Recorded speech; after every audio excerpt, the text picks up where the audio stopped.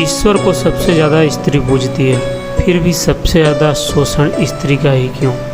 क्या ईश्वर बेरहम है? सबसे ज़्यादा व्रत कौन रखता है? सबसे ज़्यादा मंदिर कौन जाता है? सबसे ज़्यादा भगवान से प्रार्थना कौन करता है? सबसे ज़्यादा त्याग किसने किया? उत्तर आएगा अक्सर स्त्रियाँ। फिर भी इतिहास गवाह है कि सबसे ज़्यादा बंधन, भेदभाव और शोषण भी स्त्रियों ने ही झेला। सवाल भगवान से कम उस समाज से ज़्यादा है जिसने धर्म के नाम पर स्त्री को त्याग सिखाया लेकिन बराबरी नहीं दी।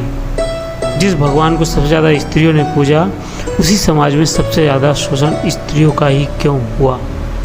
बचपन से उन्हें सिखाया गया पति परमेश्वर है, त्याग ही स्त्री का धर्म है, सहन करना ही महानता है, पूरे परिवार की इज्जत लड़की के हाथ में है, संस्कारों में रहना स्त्री का धर्म है, स्त्री को अपने पति के अनुसार चलना चाहिए, स्त्री शादी किसके साथ करेगी ये समाज निर्धारित करेगा, स्त्री क्या पहनेगी ये समाज निर्धारित करेगा, स्त्री को कैसे रहना चाहिए ये भी समाज निर्धारित करेगा, इत्यादि वगैरह। और इतिहास भी देख लो, वो क्या कहता है? पर्दा, बाल विवाह, शिक्षा से दूरी, दहेज, घरेलू हिंसा, चरित्र पर सवाल, रेप, बच्चे पैदा करने का दबाव सबसे ज़्यादा किसने झेला? फिर वही स्त्रियों ने।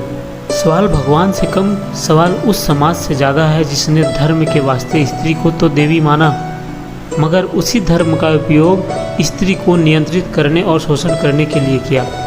क्या ये समानता है या स्त्री के साथ भेदभाव और शोषण? अगर ईश्वर सबको बराबर मानता है तो फिर बराबरी समाज में क्यों नहीं दिखी? और जब समाज असमानता करती है तो भगवान कुछ क्यों नहीं करता? जबकि स्त्री सबसे ज़्यादा धार्मिक है और भगवान ही उनके खिलाफ क्यों? ये बात स्त्री को समझनी चाहिए। आस्था गलत नहीं है, लेकिन आस्था के नाम पर किसी का शोषण होना गलत है। समाज से मेरे कुछ सवाल हैं। अगर भगवान ने स्त्री और पुरुष को समान बनाया तो समाज ने स्त्री को हमेशा कमज़ोर क्यों माना?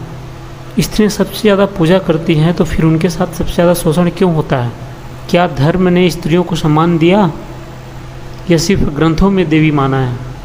अगर ईश्वर न्यायप्रिय है तो इतिहास में अन्याय सबसे ज़्यादा स्त्रियों के साथ ही क्यों हुआ?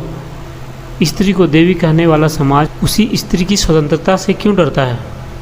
क्या जो स्त्री बच्चा पैदा करके उसे बड़ा कर सकती है, क्या वो अपने जीवन के लिए सही निर्णय नहीं ले सकती? अपनी राय कमेंट बॉक्स में ज़रूर दें और इस पोस्ट को उन दोस्तों के साथ शेयर करें जो ऐसी अवधारणा रखते हैं। धन्यवाद।